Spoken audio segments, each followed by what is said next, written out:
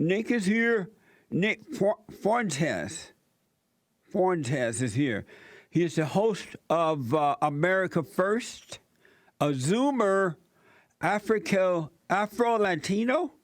He looks white to me. How's he Afro-Latino? And a gamer. Nick, welcome to the show. Jesse, thank you so much for having me. I appreciate it, man. Thanks for having me on your show as well. I got to ask these things first. What is the American dream? That's a good question. I would say probably that the American dream would be to start a family, live a safe, normal, predictable life, have children that'll have a better life than you do, or at least a life that's similar to the one that you do. But I think it's difficult to describe in the 21st century. But to you, that's the American dream. Yes, that's my American dream, at least. Sound like Joel. He black. So, Nick, are you a Zoomer? Yes, I'm Generation Z. How old are you? I'm 21. Amazing. And are you an Afro-Latino? That's correct. What's an Afro-Latino? You look white to me. Yeah, well, I get that a lot, actually. I'm 2% African, and I'm 25% Mexican. So I go by Afro-Latino. It helps me to not get banned from social media. That's amazing. And you are a gamer. That's right. And what is a gamer? Somebody that plays video games. You play video all day and night? Not all day and night, but I do play occasionally. Amazing. Beta! Beta male. And so you still live at home with your parents? That's correct. Beta male. Brutal. You're killing me today. Why are you still home with your parents? Saving up my money. To do what? To buy a house. I don't want to rent. You can't do that on your own? Do what on my own? Buy a house? Yeah, rent a nice little cheap place and work hard, work 2 jobs, and work your way up like a real man does. Well, the situation with me right now is, I could move out at this point. I could support myself from my show, but the problem is with my show that YouTube could ban me any day, and that's where I make most of my income. So for me to rent or for me to buy something would put me in a pretty precarious financial position. So the intergenerational household is a pretty traditional model of living in America and other places. So I'm building up my wealth. I could rent and throw away like $1,000 every month, but I think it's more prudent to save it at this point. So you live with both parents, your father and mother together? Correct. Amazing. And at what point do you plan to move? I would say whenever I could comfortably be able to put down a down payment and reliably, I don't know, maybe 2, 3, 4, 5 years of payments on a house. I don't know if there's a set point for me. I would just want to be financially comfortable before I'm ready to take that step. And do you date? I'm sorry? I said, no, not right now. Oh, okay. I was going to ask, do you tell the women, well, I'm living at home with Mama. Would you like to come over tonight? Well, that's just it. It's one of those things. And my last question about those issues, I know you are a male. Are you a man? Yes. And what is a man? Yes, I was expecting this question. I watched your show. Well, I would say I agree because I've heard your definition. I agree with you that a man is a Christian, somebody that tells the truth, somebody that worships God. I would also say it's somebody that takes care of their family, somebody that protects their wife, raises their children, somebody that's strong, somebody that's virtuous. I would say that that's what makes a man. And you're a Christian as well, right? Correct. Right yes. on. And so do you have fear? I would say I have fear of God, but that's about it. That's about it. I want to know from you, what is America First and what is your show about? My show, America First, is a nightly YouTube show. It's at 7 o'clock. I've been doing it for almost 3 years now. And the main theme of the show, the message of the show, is that we have to put America first again. It's a show that's pro-Christian, it's pro-family, it's pro-American nationalism.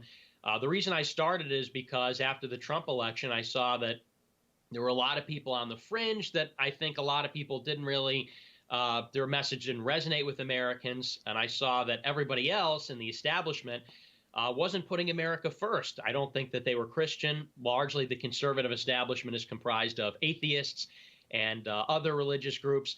And so I wanted to start a show that was unapologetically American, Christian, and pro-family and all that good stuff. How long you've had your show? I have had it almost 3 years now. Really? So how is it going? Are there a lot of Zoomers and millennials agreeing with you about putting America first and Christianity and all that? Yes, it's going very well. It's been incredible to see the show grow. I think when I first started, I could hardly get 100 concurrent viewers, viewing at the same time. And I think this week we got up to 7,800 concurrent viewers. Our viewership has grown to like 60,000 views per show. So the growth has been pretty substantial, and it's almost all young people. It's almost all Zoomers, teenagers, 20-somethings, and a good chunk of millennials as well. So I think young people. Yeah, go ahead. No, finish your point. Okay, I was just going to say briefly, I think a lot of young people are coming around to Christianity and nationalism. That's good. I noticed that I work with a lot of young millennials and Zoomers around the world, and I noticed that they're very talented. They know how to get things done. They're creative. They know the computer. They know. But the other half is missing, right? Like morality, a belief in God. What happened to them that the other half is missing? They seem to be more into the intellect than they are into logic and common sense. What happened? That's a good question. I think it has to do with the boomer generation, Generation X. I think religiosity really fell away in the last 50 to 60 years. And you just have to look no further than the parents that raised the Zoomers or the millennials. Yeah. And I think, the people that were born in the 40s, 50s, and 60s, boomers and Generation X, I think that they lost God because of hedonism, sexually with drugs. And also, I think the culture isn't promoting it at all. The media, the government, I think they're decidedly anti-Christian. So I think you're it's right all about those that. factors. Right. It's all those factors that have conspired to take God out of our lives. I really want to ask this because I was thinking about this the other day. I know that a lot of Zoomers and millennials are into the intellect, right? They don't seem to recognize right and wrong. I don't know if you're aware of this or not, but I was watching Tucker Carlson one day, and there was this black guy on there. He black by the name of Bob Smith, I think. Rob Smith. And Tucker was talking to Rob about conservative issues, more Democrat versus Republican or something like that. And Rob was talking about conservative issues. He sounded like a conservative guy. But then he later screamed out he was a homosexual and that he had a husband. A husband? I'm like, what? I had never heard of a black man all my years on earth. I had never heard of a black man saying out loud, especially in the public, that he had a husband. And so, and he claimed to be a Christian. I'm like, no, you can't be a conservative and a Christian and be a homosexual with a husband. Believe me. But I noticed that a lot of millennials seem to see homosexuality and lesbianism as a norm instead of an abnorm. Is that true? Am I seeing this right? Yes, that's exactly right. It's and it's really unfortunate that we're seeing that from conservatives. We expect the promotion of homosexuality from the left, and we accept the promotion of abnormalities and deviancy from the other side. But it seems like in the last 5 years, especially, even unfortunately, I think, in the GOP, they've been promoting this kind of stuff. Yes. I agree with you 100%. There's nothing Christian about sodomy. There's nothing Christian about a man having a husband. And these are people that are on Fox News. These are people that are being dragged around by Charlie Kirk. And millennials and Generation Z hear this, and they think that there's something conservative about that. It's one of the saddest things I've ever seen. But even to add to that, in reality, just like reality, there's no such thing as two men being a husband and two women, lesbians being wives. It's just not even logical. It's like, it blows your mind to even try to think of that in a logical way.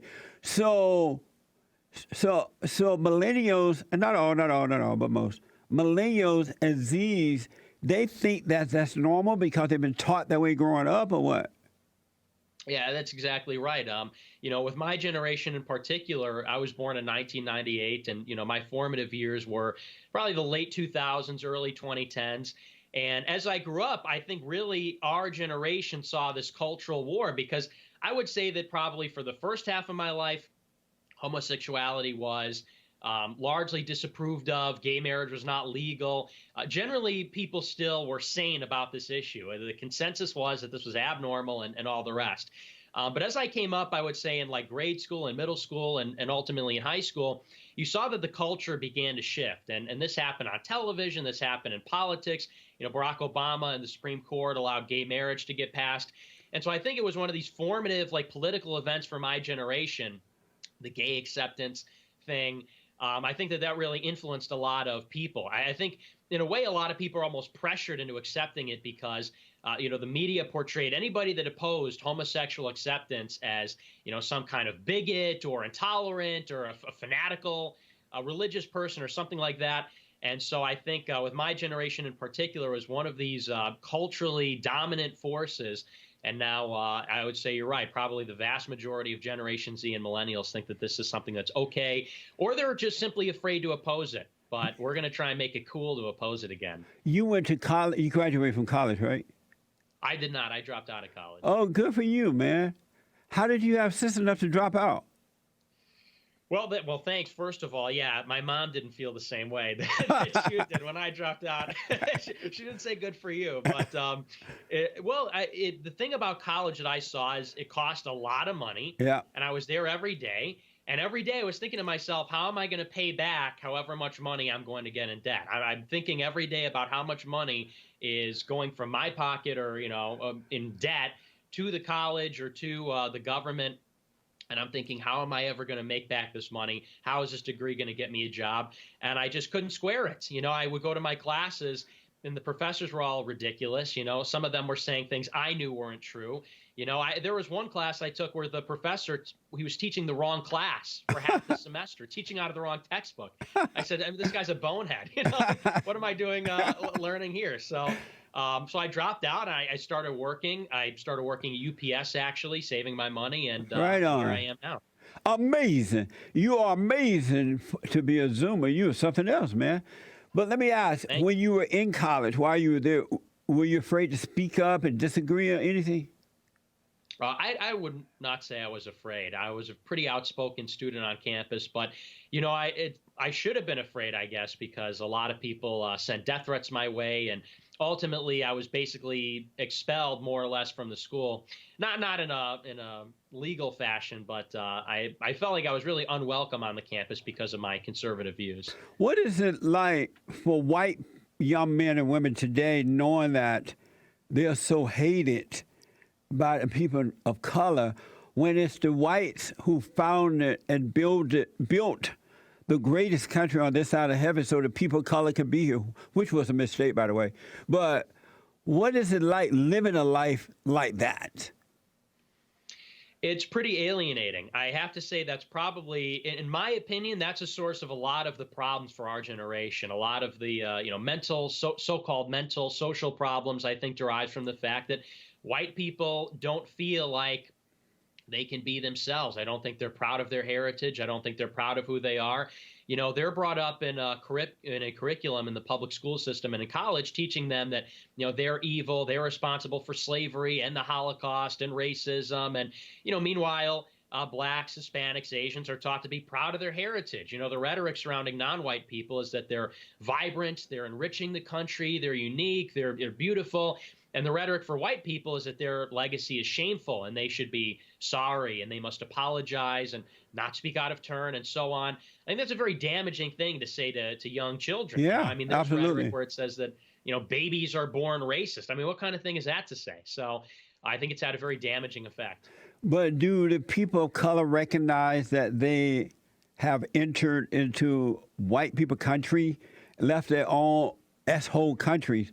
If the people of color are so wonderful and smart and amazing, why don't they build countries to indicate that? Why do they have to come to the white man country and set up shop? Why don't they stay home?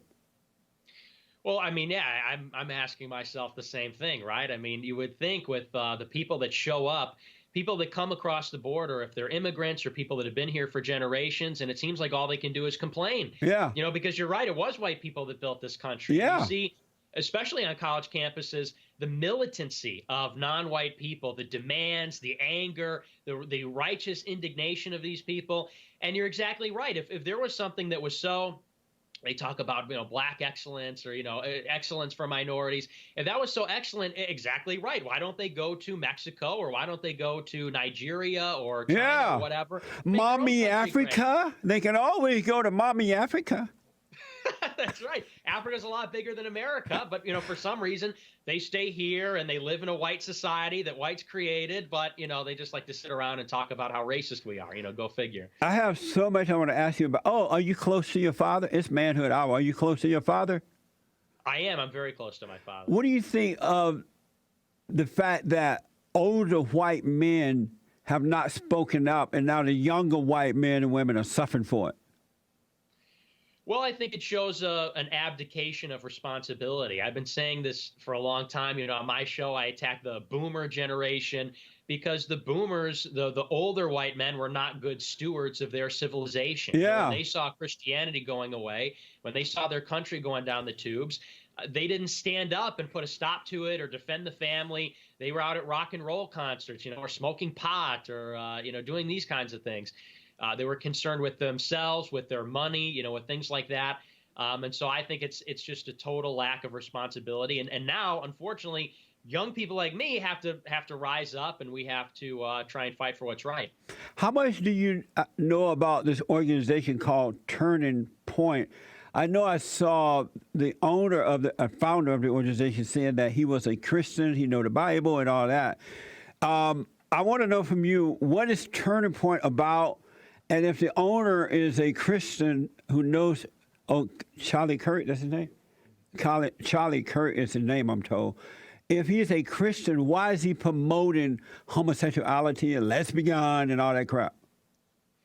Yeah, so Turning Point USA is an organization started by Charlie Kirk. And, it's actually kind of interesting. If you look into the legal structure of Turning Point, you could probably understand what their purpose is. They're a 501c3, which means they're a nonprofit, but they do some partisan activities.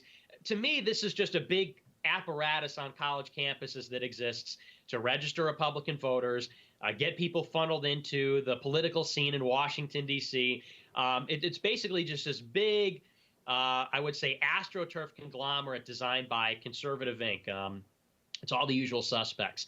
And yeah, Charlie Kirk owns it. He purports to be a Christian. He says he's a Christian, but he says at the same time that his Christian beliefs don't inform his public positions, which to me is an absolutely ridiculous position. If you say you're a Christian, but you're in a position of influence and you're promoting diabolical, satanic things, degeneracy, immorality, sin, I just don't understand how a person can square that. Right. He says that, well, his personal beliefs are Christian, but, well, for everybody else, you can promote satanic things. I mean, I just don't get it. But we're trying to hold his feet to the fire a little bit this week. We've been sending people to his question and answer sessions with rosaries, Make America Great Again hats, to show that it's normal conservatives, strong Christians that oppose what he's doing, that oppose what Conservative Inc. is promoting. I have seen successful. I have seen some of the guys that from your organization that are showing up at these debates and they're speaking up, and I'm so happy to see that.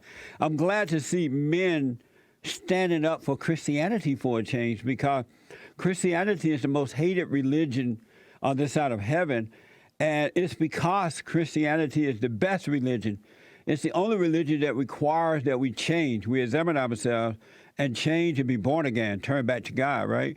So I'm really happy to see that. I was told that Charlie Kirk's organization purpose is to control the conversation. Is that true? That's exactly right. That's exactly right. Why do you say that's true? Go ahead. Sure. Yeah. So they, again, like Charlie Kirk, will go to a college campus or he'll do a speech, and these people like to say that they're free speech warriors. They do these events, they do question and answer debates, and they say that their job is to fight in the marketplace of ideas, and that I think presupposes some degree of an equal playing field, some symmetry. They're going to put their ideas on the line, and they invite people to challenge their ideas or debate them.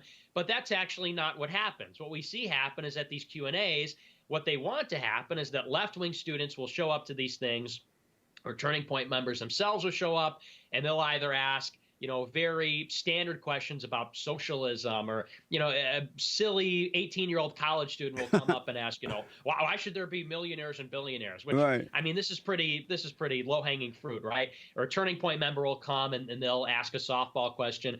But the minute that we send somebody to ask a hard question about Christianity, or a hard question about immigration, not just illegal immigration, but legal immigration, all of a sudden, then there's a big problem, because we did this at Ohio State University last week. All of the questions in the Q&A session were from people that watch my show or believe in ostensibly the things I believe in. And the next day, all of the Turning Point proxies said that the Q&A was sabotaged by racists. And I'm thinking, sabotage? How? Because we went to the Q&A and asked questions? But that's just indicative of what the purpose is. It's not a free exchange. It's not for people to ask questions. It's for a controlled opposition to come in and participate in a controlled conversation. You step off the reservation and suddenly it's sabotage, it's racism, it's a conspiracy. So that's why I say that. I think, when I was growing up, it was always a debate between good and evil. The people who represented God, they stood up. And the people who represented Satan, they stood up. Joel, come and stop this. Where's Joel? Joel, I need you to stop the music. Why are you out there? Joel Black.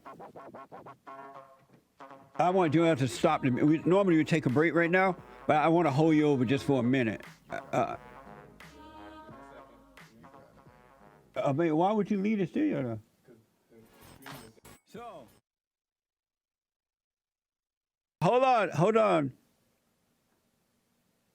Nick, we're having some little issue with the computer. Computer remind me of my wife. You never know when she's going to go nuts. Are we back? That's good. Okay. So, Nick, have you ever debated Charlie Kirk? I have not. No, he hasn't allowed me to. Charlie Kirk. Would you like to do that? Oh, absolutely, yes. Oh, okay. You think he would if invited? I don't think he would. No, he wouldn't even let me get a picture with him, if you can believe it. Amazing. He doesn't like you or something? Yeah, he doesn't like me. He I think he has a real problem with me. So I want to ask you about. Well, I don't, but I have someone just texted me, and they want to ask you about the Charlottesville situation. And the Charlottesville situation is where the alt-right was protesting removing the General Lee statue. And Antifa showed up, such an evil group. And you can tell they're evil because they have to hide their faces. And whenever anyone want to do wrong, they have to hide and do it, right? And a girl was killed in a car crash there. I heard that you got threats and things for being there. Is that true? That's true. That's true. What was that like for you?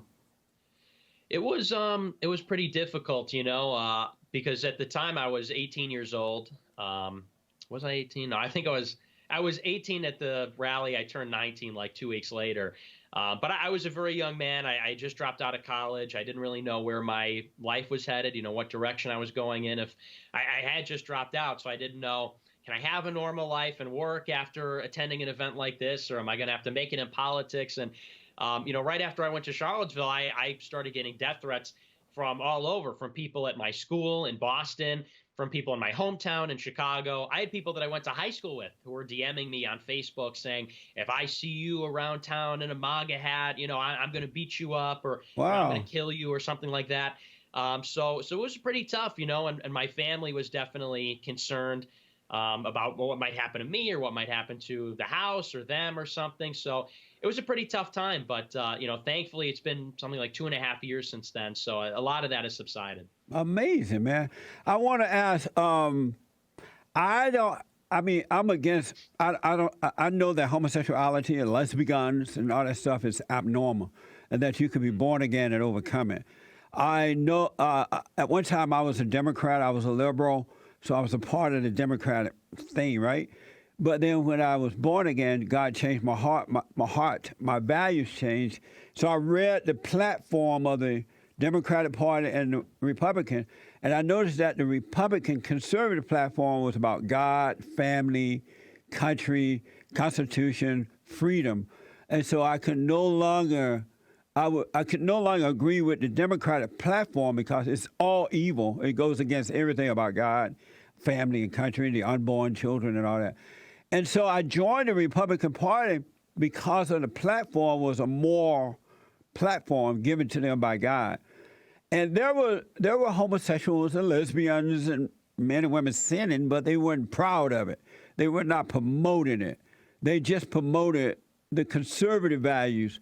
And now they seem as though they want to infiltrate the conservative party, but they want to promote the junk that come with them. And I have an issue with that. Am I wrong?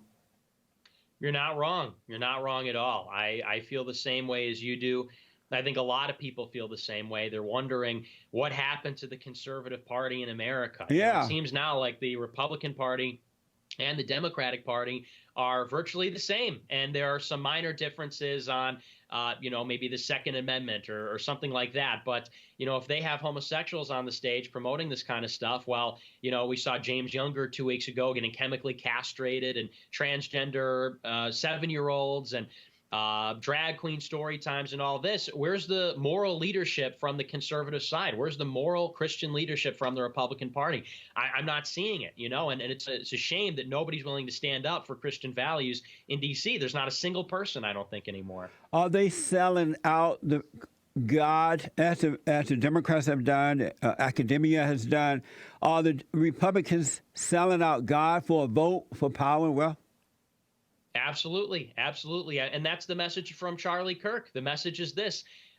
Charlie Kirk says, I'm a Christian and I don't believe in it. I don't go along with it. However, we need homosexuals on the stage. We need degeneracy because that's going to help us win, because that's going to help us, show that the left is hateful, or I don't know, some convoluted argument like that. But you can't win if you don't have moral leadership. Or conversely, if you win, but you don't have Christian virtue, what's the point in winning? Who's actually winning there, right? Right. So to me, the whole thing is just completely ridiculous, and it's a very sad day when we don't have any political establishment or institution fighting for Christian morality. I think everybody, like you said, is sold out. You seem to know this Charles Kirk guy better than I do. Does he know that it's impossible to be a son of God and promote the children of Satan? Does he know that that's wrong, or he think that there's no issue? I don't think he knows. I don't think he knows, or maybe he thinks it's not a problem. I don't know what kind of Christian he is. I don't know his heart. I don't know where his faith is at. But surely by his actions, he shows that he can promote this kind of stuff. I think Charlie Kirk is somebody who is a big player in Washington, D.C., and I don't want to presume his intentions, but to me, it seems like he cares a lot more about money or influence or something like this than he does about promoting his actual values. And I don't say that lightly, but I look at his actions as somebody who is in a position of tremendous influence, particularly over young people, and he uses it to promote things that are, obviously bad, to promote things that are obviously not Christian, obviously not moral. And I don't know what else you could say about somebody like that other than they are probably more concerned with material things, probably concerned more with their own clout or their own stature than they are about doing what's right. It's amazing to me to hear Christians say that they are of God, which is good, right? And promote evil, which is of Satan. I don't know what happens in the brain that causes so-called Christians to think that they can ride two horses at one time. They can serve two gods. I don't know what happened. I'd really like to know what happened with the Christians. They think that they can serve God and Satan. Because anyone that is promoting homosexuality or lesbian, we're not supposed to hate, but we're not supposed to accept evil as good.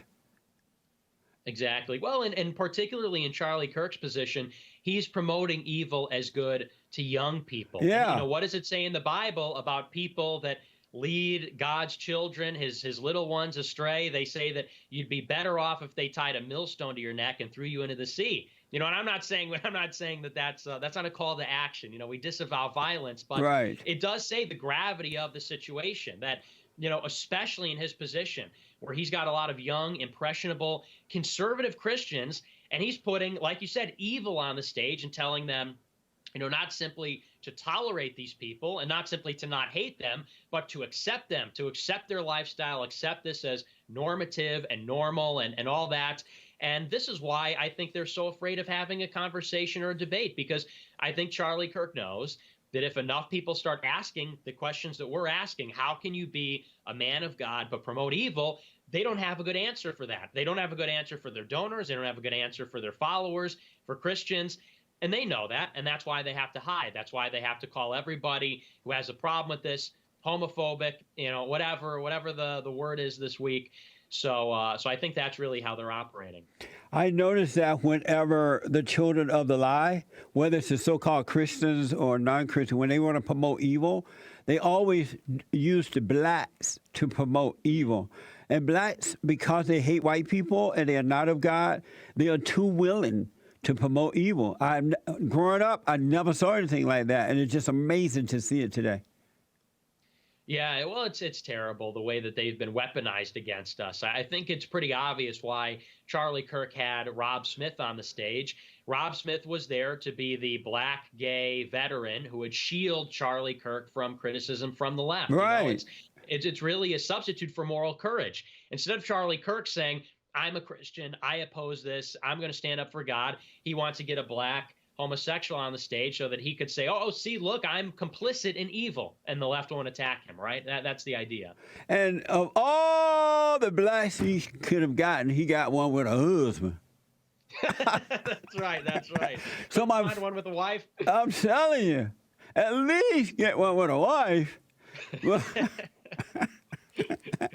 But I got to ask, my final question to you is, I don't know, but I've been told that you hate the Jews.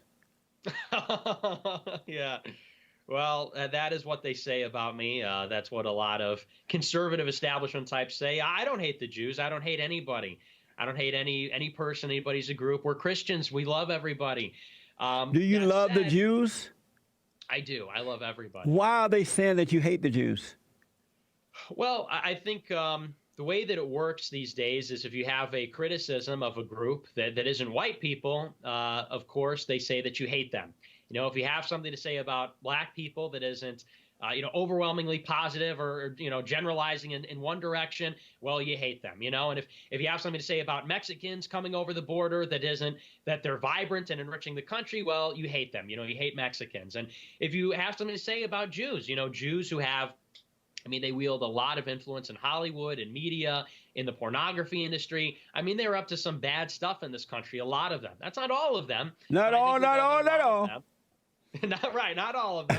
But we do know that there is a problem in the country, and I address that on my show. I'm honest about it. I don't really shy away from that. And again, if you have something not positive or less than positive to say about another group, well, then you hate them, you're a hater, all that. So that is so true. I totally understand that, because when I was a Democrat, liberal, godless person, they loved me. But when I became a son of God and promoted what's right, and I love all people, but the blacks are calling me Uncle Tom, sellout, the N-word. Have you ever been called the N-word? I've never been called the N-word. You are not. Wait until they call you the N-word. But I've been called the N-word, Uncle Tom, a sellout. You hate your mama, you hate your daddy, all kinds of names, right? And the radical homosexuals, they don't like me. But I don't care about the name calling. I let the words roll off my back. I love God with all my heart, soul, and might. I love my country. I love family, the order of God, of family. Not two men or not two women. That ain't no family. But I love the family. I love the freedom. I like individuality. I grew up that way, and I'm just not going to allow the children of the lie, which are the liberal media, the Democratic Party, the right-o Republicans, the never-Trumpers, the black race hustlers, and most of the black preachers who are not called by God but by their mama. I'm not going to let them intimidate me and to force me not to stand up for what is right. It's just not going to happen. Absolutely, and that's the right mentality to have. I saw your event at Politicon. I watched your show, and even I saw some of your tweets last week about Charlie Kirk. And I will say that you are one of the few people that I've seen in this ecosystem of conservative pundits or whatever that does that stands up for Christ and has courage. And I think everybody appreciates that, and I think everybody is inspired by that. And I feel the same way. I only fear God. I don't fear being called a racist or whatever. I fear God.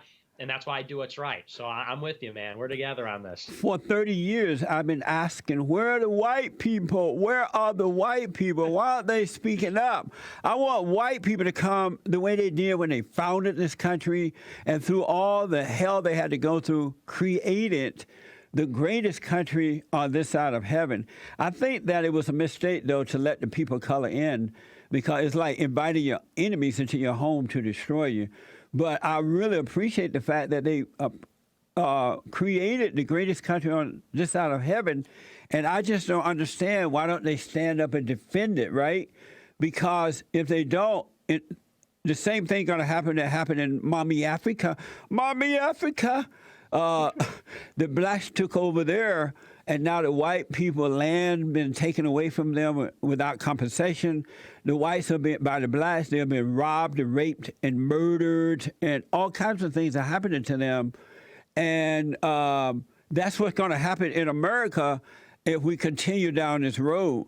So I'm asking white people to overcome the anger. Don't be angry, but speak up, get involved with politics, run for office, win, so we can take back the government, we can take back America. They got to do it, otherwise it's over. I agree. It's I don't think we're in a great position as a country right now. I think we really are at a crossroads. And you're right. If the young people don't take a stand, or if white people don't take a stand, we will go the way of other countries. And, I always say on my show, you just got to think about it. Is it a worse thing to be called a racist now or to live in a country like South Africa tomorrow? Right. Kids live in a country like that. That's right. So I'm with you 100%. That's exactly right. And also, you guys need to get married and have some white babies. Marry a woman and have some white babies. We need white babies. That's right. Yes. I get in a lot of trouble for saying the same thing. I had somebody DM me the other day and they said, "Did you really say that we need more white Christian babies?" Absolutely. I did. That's right. That's right. We do. Did you know I started White History Month? July is White History Month. Yeah. I think I did see one of your interviews. I think maybe it was recently. You said, "Are you celebrating White History Month?" And they said, I think, they didn't want to answer it. So some liberal, some beta, right? But, Beta! But yeah, we love that. Yeah, I do love White History Month. We need it. That's right. Were you asked, I don't know what the question was, but were you asked a question last night from a guy by the name of Dallon? Yes. He's asking me to ask you, what did you think about that question? I'm afraid to ask because I don't know what Dallon asked you. Is it safe for you to say what he asked and your response to it? Yes. What did he ask you? Well, actually, he asked, he went to Matt Walsh's event. Matt Walsh works for Daily Wire. He went to one of his college speeches, and he asked Matt Walsh about me, actually. He said that, he said to the speaker, Matt Walsh, he said, you say that we should engage in discourse and not name call and not, disavow people because of what they might say or whatever. He said, but you did this exact same thing to Nick Fuentes. He said, would you debate Nick Fuentes? Why would you call him names? Do you think people should disassociate because he's been called names? And the response from Matt Walsh was essentially to slander me, to smear me. Again, like we just talked about, as a Jew hater and all this kind of stuff. And nobody should associate with him. And so I thought it was a great question. I think he did a great job pointing out the hypocrisy of a lot of these people in the conservative establishment. Well, based on this conversation, Nick, you have my utmost respect. And I admire the fact that you are a Zoomer and you're white and you're standing up for God and Christian values and family and what is right for America. I want to encourage you to be safe, but don't be afraid. Keep it up. It's so amazing to finally meet a white male who is not afraid to speak up. I really admire that. So thank you for that. Well, thank you. Thank you for saying that. The feeling is mutual. I think everybody that watches my show is a huge fan of yours, and we feel the same way about you. So thank you very much for saying that. It's amazing. How can people get to your show? What's your website and all that good stuff? Sure. So my website is nicholasjfuentes.com. My show is America First with Nicholas J. Fuentes on YouTube. It's every weekday at 7 p.m. Central Time. You can find me on Twitter at Nick J. Fuentes. Do you know who Joe L is? I don't. He is my audio engineer. He also owns his own company now. He black, and we just found out about a year ago that he's 30% white. Wow, very good. Congratulations. I hope you meet him one day. Thank you so much for coming on, man. I appreciate it. Thank you so much for having me. I really appreciate it. All right. Keep up the good work. All right, you too. Bye. Amazing, folks. Finally, a white man standing up. Isn't that amazing? That's like odd almost. And standing up for what is right. And you heard him say he hates no one. And I understand that people can falsely accuse you of hating. Really, that doesn't mean you do. Just because you tell the truth and you disagree, that doesn't make you a hater. That makes you a lover. Just FYI. You are not supposed to accept wrong as a right. But wrong is supposed to fight against good because Satan wanted to defeat good. But it can't do it if you stand up without the hate. And Nick Fuentes seemed to be doing that. I wish him well. That's so amazing. Amazing. And don't forget to like, follow, tweet, subscribe, and share the Jesse Lee Peterson radio show, folks. We really appreciate it.